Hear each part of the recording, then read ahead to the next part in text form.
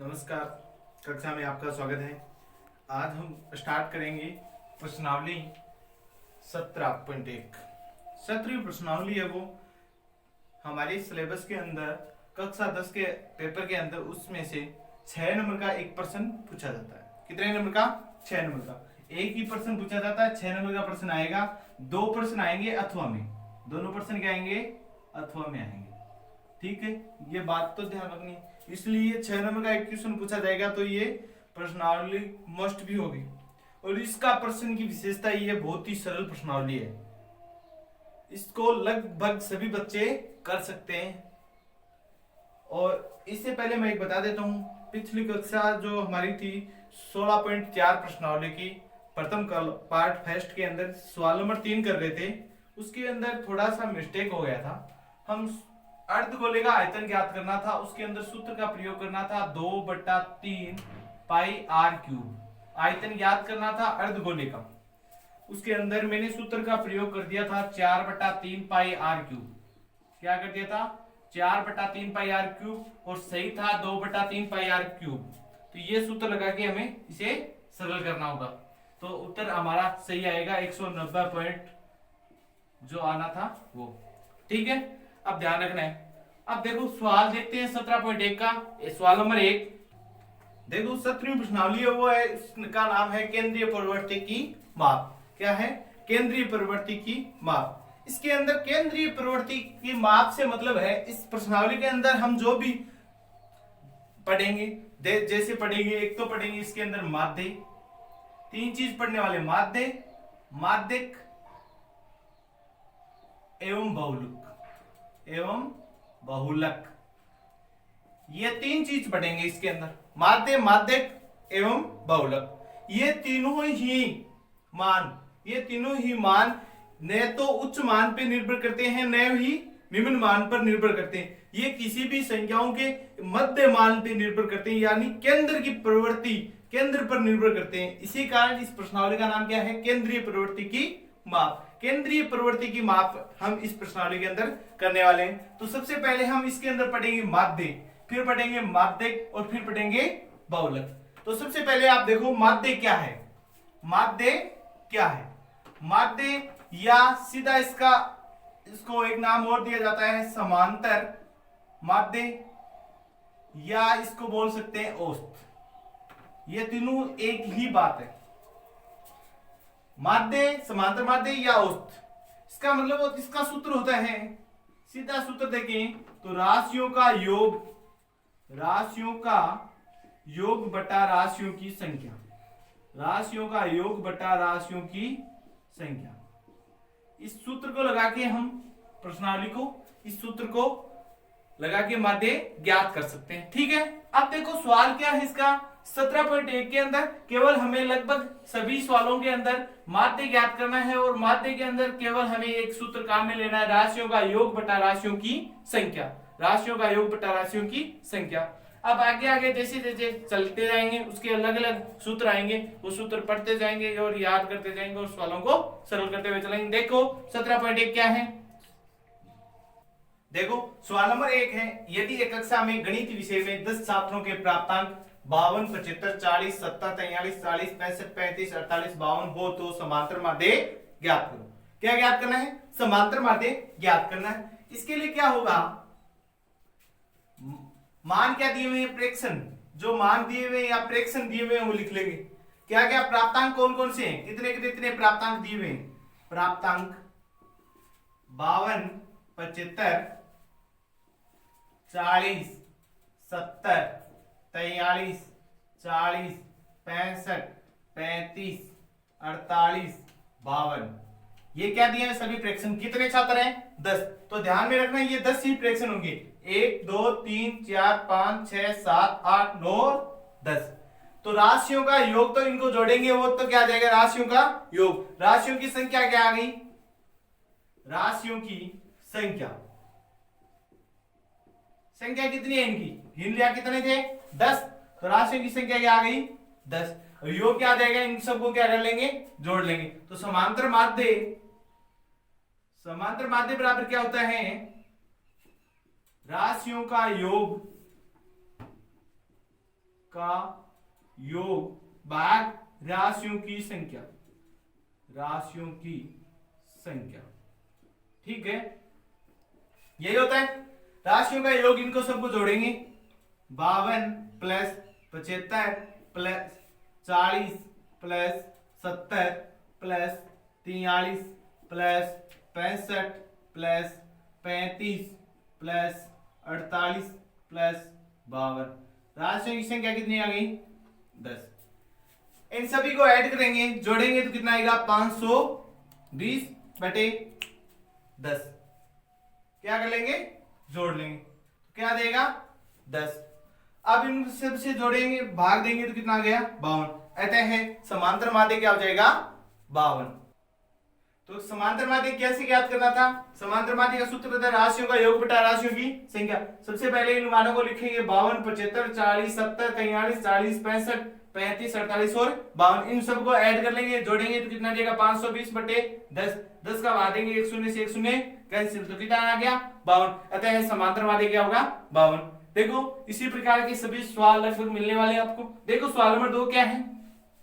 देखो सवाल नंबर 2 है, एक विद्यालय के सहायक कर्मचारियों का मासिक वेतन रुपयों में है 1720, 1750, 1760 और 1710। मतलब मान दिए हुए राशि दी हुई है कितनी? 1720, 1750, 1760 और 1710। इनका समांतर माध्य ज्ञात करना है। तो वही बात, समांतर माध्य का सूत्र होता है समांतर माध्य इज इक्वल टू राशियों का योग भाग राशियों की संख्या, राशियों की संख्या ये होता है। अब राशियों का योग बटा राशियों की संख्या हो गया। राशियों का राशि कौन कौन सी है? 1720 प्लस 1750 प्लस 1760 प्लस 1710। राशियों की संख्या तो ये हो गई। अब आपको राशियों की संख्या ये होगी, इनका योग कर लिया। अब राशियों की संख्या कितनी है वो देखना है। राशियों की संख्या कितनी आ जाएगी? कितनी है? 1 2 3 और 4। कितनी है? 4। तो राशियों की संख्या कितनी आ गई? 4। अब इन सबको क्या कर लेंगे? जोड़ेंगे तो कितना आएगा? 6940। 6940 जोड़ेंगे, भाग देंगे कितने का? 4 का। अब 4 का इसके अंदर भाग दोगे तो कितना आएगा? 1735 रुपए। किस में मान दिया हुआ? रुपए में। तो समांतर माध्य भी किस में आएगा? रुपए में। तो अतः है समांतर माध्य 1735 रुपए होगा। ज्ञात कर सकते हैं। देखो सवाल नंबर 3 क्या है? देखो सवाल नंबर 3, यदि 3 4 8 5 x 3 2 1 अंकों का समांतर माध्य 4 हो तो x का मान ज्ञात करो। क्या दिया हुआ है? समांतर माध्य दिया हुआ है, तो दिया हुआ वो मान लिख लेंगे समांतर माध्य। समांतर माध्य कितना है? 4। प्रेक्षण या जो अपने को राशि दी हुई है कौन कौन सी है? 3 4 8 5 x 3 2 1। संख्या कितनी होगी? 1 2 3 4 5 6 7 8। कितनी होगी? 8। तो राशियों की संख्या 8 होगी। समांतर माध्य का सूत्र क्या होता है? समांतर माध्य बराबर क्या होता है? राशियों का योग, राशियों का योग बटे राशियों की संख्या, राशियों की संख्या। अब राशियों समांतर माध्य क्या दिया हुआ है? 4। मान दिया हुआ वो लिखते हुए चलेंगे। 4 बराबर राशियों का योग जोड़ेंगे 3 plus 4 plus 8 plus 5 plus x plus 3 plus 2 plus 1 भाग राशियों की संख्या कितनी होगी? 1 2 3 4 5 6 7 8। इसको पक्षांतरित कर देंगे भाग में तो किसमें आ जाएगा? 8 को 4 से गुणा लेंगे 32। इन सभी को क्या कर लेंगे? जोड़ लेंगे तो कितना आ जाएगा? 26 प्लस x ऐड नहीं होगा तो कितना आ जाएगा? x का x बराबर क्या आ जाएगा? 32। इस 26 का पक्षांतरित करेंगे, प्लस का है तो किसमें चला जाएगा? माइनस में। x बराबर कितना आ गया? 32 में से 26 घटाएंगे 6, अतः x का मान कितना होगा? 6 होगा। ठीक है, अब देखते हैं सवाल नंबर 4 क्या है। अभी तक चैनल को सब्सक्राइब नहीं किया तो सब्सक्राइब कर लें और अपने मित्रों में भी शेयर करें। वीडियो पसंद आए तो लाइक करें। देखो सवाल नंबर 4 है, क्रिकेट के एक खिलाड़ी ने 10 पारियों में क्रमशः 60, 62, 56, 64, 0, 57, 33, 27, 9 और 71 रन बनाए। रनों का क्या ज्ञात करना है? औसत ज्ञात करना है। औसत समांतर माध्य और माध्य एक ही बात होती है। औसत बराबर होता है राशियों का योग भाग राशियों की संख्या। राशियों का योग बट्टा राशियों की संख्या। अब राशि कौन कौन सी दी हुई है? जो पारी के अंदर रन बनाए गए वो क्या है? राशि। कितनी दी हुई है? 10 पारी दी हुई है, तो राशियों की संख्या भी कितनी आएगी? 10। तो देखो कौन सी है? 60 plus 62 plus 56 plus 64 plus 0 plus 57 plus 33 plus 27 plus 9 plus 71। इनकी संख्या कितनी है? 10। 1 2 3 4 5 6 7 8 9 और 10। अब इनको क्या कर लोगे? आप ऐड कर लोगे, जोड़ लोगे, तो कितना आ जाएगा? 439। कितना आएगा? 439 बटे 10 भाग देंगे, कितना देगा? 43.9। तो उन रनों का औसत क्या रहेगा? 43.9। देखो सवाल नंबर 5। देखो सवाल नंबर 5 है, एक मासिक परीक्षा में 10 विद्यार्थियों द्वारा अंग्रेजी में प्राप्त निम्न अंकों में से समांतर माध्य की गणना करो। इसके अंदर 10 विद्यार्थियों के जो अंक आए हुए हैं, प्राप्तांक है 30 है, 28 है, 32 है, 12 है, 18 है, 20 है, 25 है, 15 है, 26 है और 14। ऊपर वाली संख्या का कोई मतलब नहीं रहेगा इस सवाल के अंदर, क्योंकि हमें क्या ज्ञात करना है? समांतर माध्य। समांतर माध्य का सूत्र क्या होता है? राशियों का योग बटा राशियों की संख्या। ये कितनी होगी संख्या? कितने विद्यार्थी हैं? अनुक्रमांक मतलब 1 2 3 4 ये उनके रोल नंबर है। कितने विद्यार्थी हो गए टोटल? 10।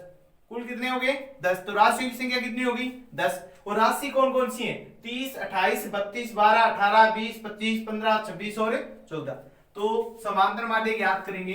हल समांतर माध्य बराबर सूत्र आपको हर सवाल के अंदर लिखना है, जिससे आपको ये क्रमवाइज करना भी आ जाए और याद भी रहने लग जाए सूत्र। राशियों का योग, राशियों का योग बाई राशियों की संख्या।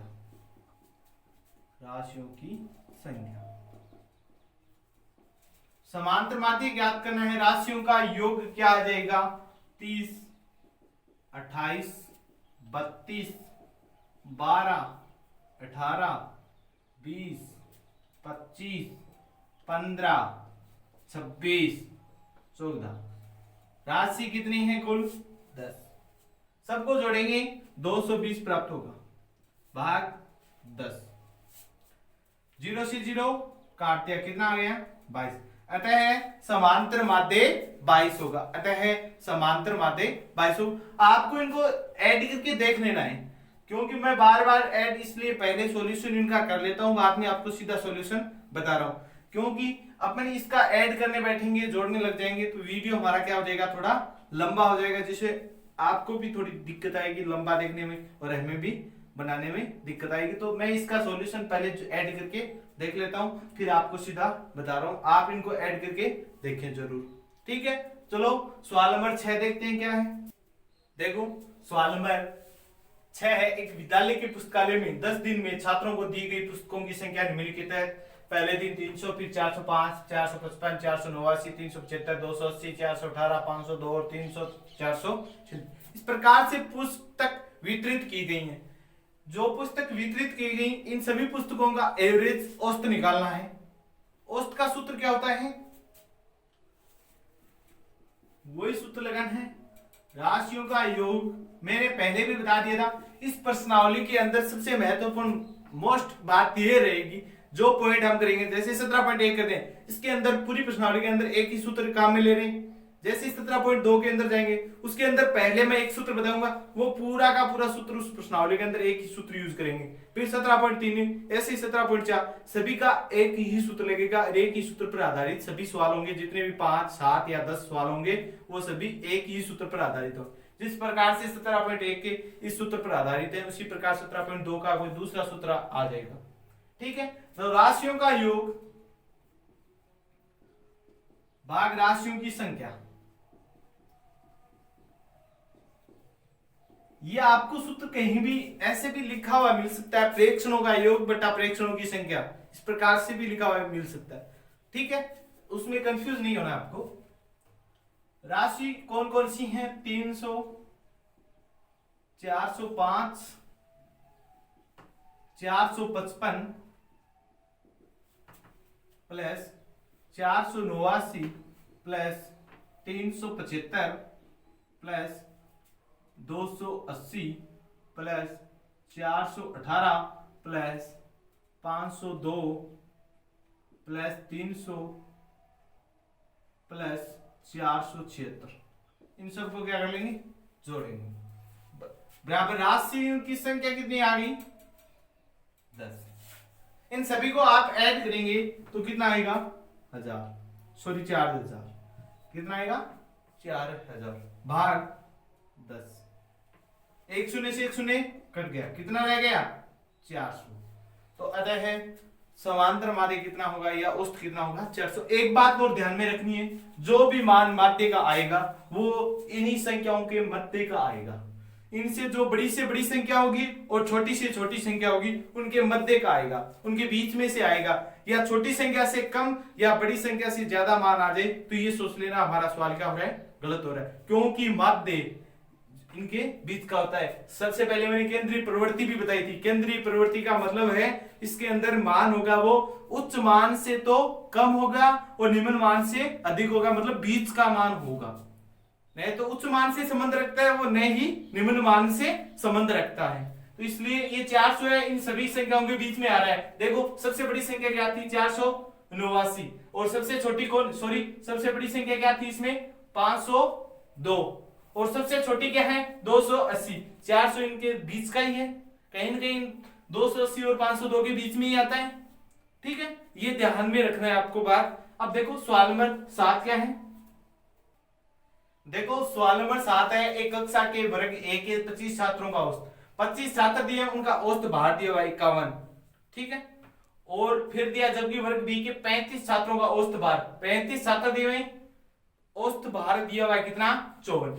अब इस कक्षा की कुल कितने हो गए? 25 और 35, 60 छात्र हो गए। इनका क्या ज्ञात करना है? औसत ज्ञात करना है। देखो वर्ग ए के 25 छात्रों का औसत भार कितना है? 51 किलोग्राम।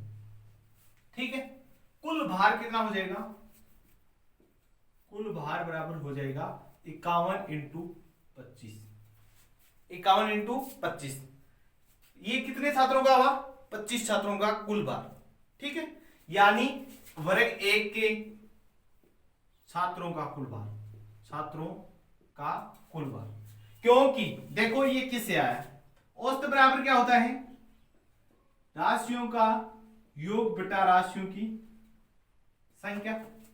योग बटा संख्या ही होता है सूत्र। देखें योग बराबर क्या आ जाएगा? इसका पक्षांतर कर देंगे, औसत के साथ में क्या हो जाएगा? गुणा। इसको क्या किया मैंने? गुणा किया। ठीक है, अब इनको गुणा करेंगे, कितना आएगा? 25 असल पाई 2 25, 125 और 2 कितने हो गए? 127। तो 1275 किलोग्राम है। 1275 किलोग्राम। ये कितने छात्रों का योग है? कितने छात्रों का भार का योग है? 25 छात्रों के भार का योग है। इसी प्रकार देखें तो वर्ग बी के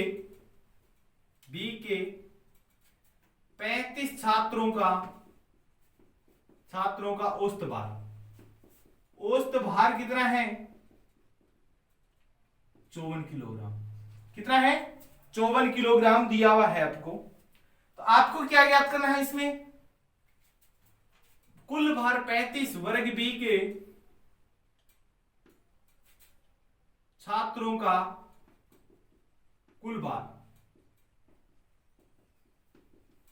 वर्ग बी के छात्रों का कुल भार कितना आ जाएगा? 54 इंटू 35, ये आएगा। 54 को किससे गुणा करना है? 35 से। इसमें किसको किया? 51 था और संख्या कितनी थी? 25, तो गुणा कर लिया। इसमें यो औसत कितना 54 और संख्या कितनी है 35, तो 54 को किससे गुणा कर लेंगे 35 से, तो कितना आ जाएगा 1890 किलोग्राम। ठीक है। अब 60 छात्रों का कुल भार कितना आ जाएगा, 60 छात्रों का कुल भार,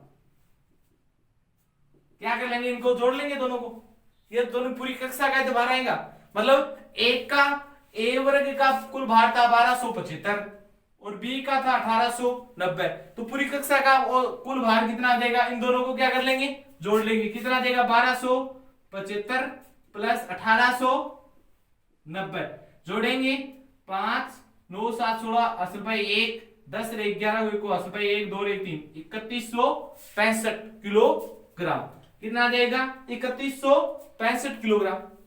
अब क्या निकालना है आपको, पूरी कक्षा का औसत, तो पूरी कक्षा का औसत भार, पूरी कक्षा का औसत भार,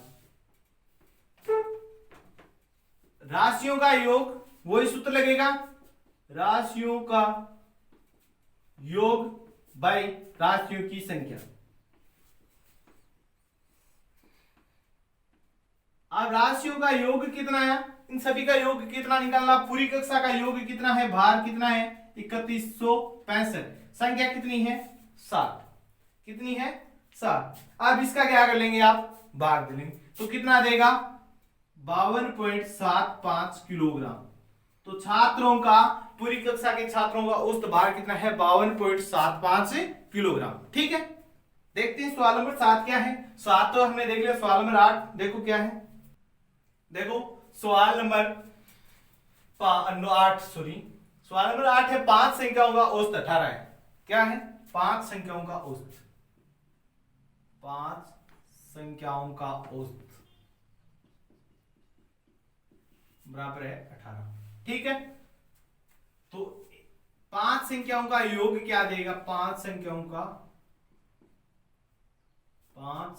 का योग,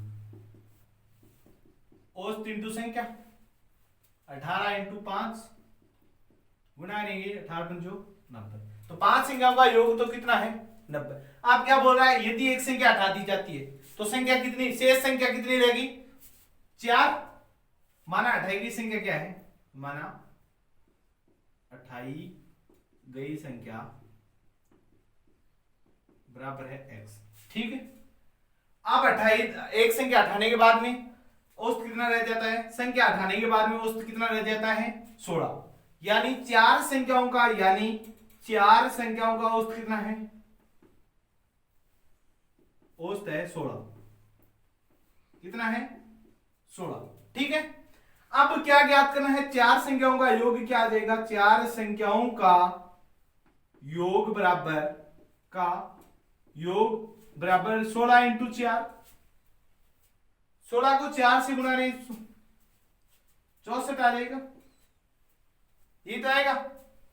अब देखो हटाई गई संख्या ज्ञात करनी है, 2 संख्याएं आपको दे दी जाए कि 5 संख्याएं हैं उनका योग तो 25 है और 4 संख्याएं उनका योग कितना है 24 है, तो इसमें क्या संख्या जोड़ी जाए, 20 में क्या जोड़ा जाए कि वो अगली 25 के बराबर हो जाए, वही तो आता है, ऐड करते हैं, मतलब हटाई गई संख्या प्लस इन 4 संख्याओं का योग कर दें तो वो किसके बराबर आ जाएगा 90 के बराबर आएगा, यानी x प्लस 64 बराबर किसके आएगा 90 के, क्योंकि ये भी तो हटाई, तो यही संख्या हमने x हटाई है, यानी इनको जोड़ लेंगे तो वापिस ये कितने बन जाएगी 90 बन जाएगी, अन्यथा कितनी रहेगी 64, ये 90 हो गई, किसके बराबर होगी 90, क्योंकि 5 संख्या वो योग हमें पता है कितना है 90, तो x बराबर कितना आ जाएगा 90 माइनस का 64, x बराबर कितना आ गया 90 में से 64 घटाएंगे, 10 में से 4 गए 6 और 8 में से 6 गए 2, तो हटाई गई संख्या क्या होगी 26, अतः हटाई गई संख्या 26 होगी। देखो सवाल नंबर 9 क्या है, देखो सवाल नंबर 9 है 13 संख्याओं का माध्य, क्या दिया है 13 संख्याओं का माध्य, 13 संख्याओं का माध्य कितना है 24। ठीक है, अब पूछा है इसके अंदर थोड़ा सरल ही पूछा है, इसके अंदर सीधा करना नहीं पूछा है, क्या पूछा, यदि प्रत्येक संख्या में से 3 जोड़ दिया जाए तो नए माध्यम में क्या परिवर्तन होगा, परिवर्तन ही बताना है हमें, सॉल्यूशन करके, लंबा सॉल्यूशन करके नहीं बताना, क्योंकि मैं बता देता हूं इसमें से लगभग 100% चांस या 90% चांस ये रहते हैं कि इसमें से प्रश्नावली में से परीक्षा के अंदर कोई क्वेश्चन नहीं पूछा जाता है, क्योंकि 6 नंबर का क्वेश्चन आएगा तो 6 नंबर के क्वेश्चन के हिसाब से ही आएगा। बाई चांस कई बार ये ऐसा हो जाता है कि छोटे छोटे क्वेश्चन 3 भाग या 2 भाग बना के पूछ लेता है 6 नंबर की, तो ऐसा प्रश्न दे दिया जाता है, लेकिन अभी तक तो परीक्षा में नहीं हुआ है कि ऐसे प्रश्न पूछे गए हों। देखो फिर भी हमें तो हमारे सवाल करने सीखना है, हमें क्या लेना है कि परीक्षा में क्या पूछा जाएगा, हमें तो ये ध्यान रखना है कि गणित पूरी आनी चाहिए जिसे हम सभी सवाल कर सकते हैं, ऐसे प्रिपेयर हमें बनना है, तैयार होना है। देखो इसमें प्रत्येक संख्या में से कोई जोड़ना या घटाना दे दिया जाए, प्रत्येक संख्या में से, बात ये ध्यान में रखनी है प्रत्येक संख्या वाली, यदि प्रत्येक संख्या में से जोड़ना या घटाना दे दिया जाए तो औसत में से भी जोड़ना दिया जाए तो औसत में जोड़ दो और घटाना दिया जाए तो औसत में से घटा दो, ठीक है। पर लेकिन शर्त क्या रहेगी, प्रत्येक संख्या की, अगर जोड़ना दिया जाए तो जोड़ दो, घटाना दिया जाए तो घटा दो, ठीक है। क्यों, प्रत्येक संख्या में क्या किया जा रहा है, प्रत्येक संख्या में 3 जोड़ना है, तो नया माध्य क्या देगा, नया माध्य 24 प्लस का 3 यानी कितना हो जाएगा 27 होगा, ठीक है। देखो इसको आप सॉल्यूशन भी कर सकते हैं, हम निकाल भी सकते हैं, लेकिन देखो कैसे निकाल सकते हैं, एक बार थोड़ा सा समझ सकते हैं। देखो प्रत्येक संख्या में मान लो 3 संख्याएं हैं हमारे पास, 3 संख्याओं का औसत है, देखो 3 संख्याओं का औसत मान लिया हमने 5 है, ठीक है। अब प्रत्येक संख्या में 2 जोड़ रहे हैं, एक उदाहरण ले रहे हैं, बड़ा नहीं ले रहे हैं, ये कितनी 13 संख्याएं, अपन छोटी संख्या लिए 3 संख्या मान ली, आप इससे समझ सकते हैं 3 संख्याओं का औसत कितना है 5 है, प्रत्येक में 2 जोड़ा जा रहा है, तो इन 3 संख्याओं का योग क्या आएगा, सबसे पहले तो देखो योग क्या आएगा, 5 3 15, इन 3 संख्याओं का योग क्या आएगा 15। अब प्रत्येक संख्या में कितना जोड़ा जा रहा है 2, तो मान ली हमने तीनों संख्या कौन सी थी, एक x1 थी, एक x2 थी, एक x3 थी, सभी में जोड़ा गया तो कितनी होगी x1 प्लस का 2, x1 प्लस का 2, सॉरी x2 प्लस का 2, x3 प्लस का 2 बटे कितना आएगा, संख्या तो वही 3 की 3 ही रही, 3 की 3 ही रही, क्या देगा x1 प्लस का x2 प्लस का x3 प्लस का 2 2 4 2 6 बटे 3। अब x1 plus x2 plus x3 तीनों संख्याओं का योग कितना है 15 है, तो इसके अंदर कितना ऐड कर दिया 15 प्लस का 6 बटे 2, 15 और 6 कितने होगी 21 बटा 3 और भाग देंगे 7, कितना आ जाएगा 3, 7 आ गया। पहला औसत कितना था 5, प्रत्येक संख्या में कितना जोड़ रहे थे 2, तो 5 में 2 जोड़ेंगे कितना आएगा 7। इसी प्रकार इसमें भी क्या आ जाएगा, इनका योग निकाल सकते हो, 13 संख्याओं का योग कितना आ जाएगा 13 × 24, और प्रत्येक संख्या में 3 3 जोड़ रहा जा रहा है तो एक्स्ट्रा कितना ऐड हो जाएगा 13 39 और ऐड हो जाएगा, उस प्रकार से औसत निकाल सकते हैं, और सीधा भी अपन ऐसे प्रत्येक संख्या दी हुई तो निकाल सकते हैं। अब देखो अगला सवाल, सवाल नंबर 10 क्या है, देखो सवाल नंबर 10 है, एक विद्यालय के 5 कर्मचारियों का मासिक वेतन कितना का, 5 कर्मचारियों का मासिक वेतन का औसत, मासिक वेतन का औसत कितना है 3000 रुपए, ठीक है। योग कितना आ जाएगा, 5 कर्मचारियों का कुल योग वेतन कितना आ जाएगा, कुल वेतन मासिक महीने का कुल वेतन कितना हो जाएगा 3000 × 5, ये तो आएगा 15000। अब क्या है, एक सेवानिवृत्त हो जाता है, मतलब एक रिटायरमेंट हो जाता है, उसके बाद में कितने कर्मचारी रह जाएंगे, एक कम होते ही 4 ही रहेंगे, तो 4 कर्मचारियों का मासिक वेतन का औसत, मासिक वेतन का औसत कितना रह जाता है 3200। योगफल कितना देगा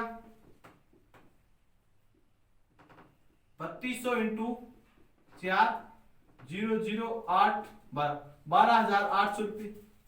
अब पूछा है सेवानिवृत्त कर्मचारी का सेवानिवृत्त के समय वेतन कितना था। ये 4 का ये 5 का है, निकाल सकते हैं। 5 वाले में से 4 वाले का घटा देगा, वो एक जो शेष रहेगा उसका ही तो वेतन रहेगा। यानी आपको पूछ लिया जाए एक संख्या 35 और 25 में कितना अंतर है, यानी 30 में से क्या घटाएंगे 25 आ जाए, या 25 में क्या जोड़ेंगे 30 आ जाए।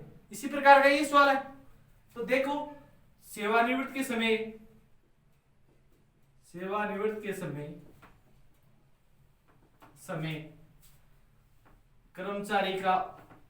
कर्मचारी का वेतन कितना देगा 15,000 माइनस का 12,800 घटा देंगे, क्या कर लेंगे घटा लेंगे, घटाएंगे क्या रहेगा 2200 2,200 रुपए। अतः सेवानिवृत्त कर्मचारी का सेवानिवृत्त के समय वेतन 2,200 रुपए था। ठीक है, ये 17.1 प्रश्नावली आज हमारी कंप्लीट होती है। अगर आपने चैनल को अभी तक सब्सक्राइब नहीं किया तो सब्सक्राइब कर लें, अपने दोस्तों में शेयर करें, और कोई भी त्रुटि या जो भी समस्या आपको आती है वो हमें कमेंट करके बताएं, जिससे हम अगली क्लास या हम उस कमेंट में आपको उत्तर देके उसका सॉल्यूशन दे सकें, हमें भी पता चले कि कहाँ पर क्या गलती हो रही है, और अपने मित्रों में भी शेयर करें जिससे वो भी इस क्लास का बेनिफिट ले सकें। जय हिंद, जय भारत। कल मिलते हैं अगली क्लास में।